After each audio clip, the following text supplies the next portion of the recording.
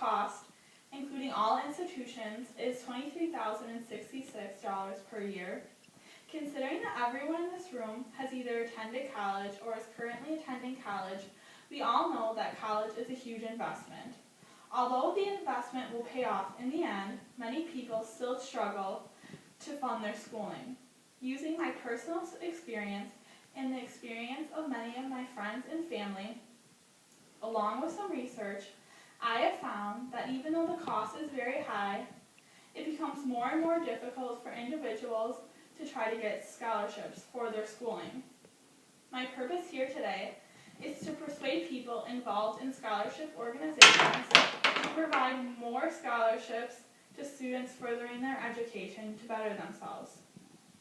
Considering that the cost of college has only continued to rise, as the Huffington Post states that in the past 30 years, colleges have increased by 1,120%.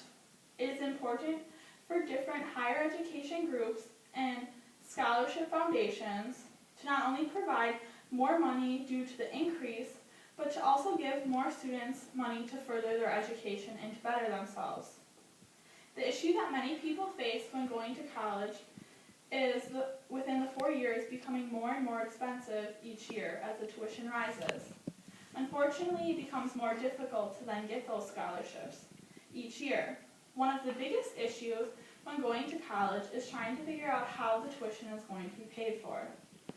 Due to the fact that the increase in tuition, it leaves many students unsure if they're going to be able to afford to go to college. But it also leaves students with a huge amount of debt many years later. Boston Globe states that FAFSA packages fail and fall short with what is actually needed to go to college. As if going to college is not stressful enough as it is, when adding the pressure to be able to afford college, many people do not cut it. Financial issues are one of the main reasons why students drop out of college. Boston Globe also states that due to the increase in college tuition, which causes more students to then take out loans, the current national debt for students is $1 trillion. For example, Boston Globe states that the average BU student takes out about $36,000 in loans after finishing with school. These huge amounts of loans are being taken out because of the lack of scholarships being provided to students trying to further their education. The more scholarships being offered, the less likely that it would take out loans, which then they'd be unable to pay later on in life. The solution to this issue is to try to pay for college in a more way of using scholarships, which includes local scholarships. Knowing that a large majority of people attending college are taking out loans through FAFSA should motivate us all, including the different scholarship foundations, to want to provide more scholarships to students. The more local scholarships and more local communities, organizations, it would be easier to then obtain those scholarships. When a student is applying for a scholarship that is through a huge corporation, the likelihood of them getting that scholarship is not as good because of the amount of people trying to apply for that scholarship. But in local scholarships, more people end up with scholarships.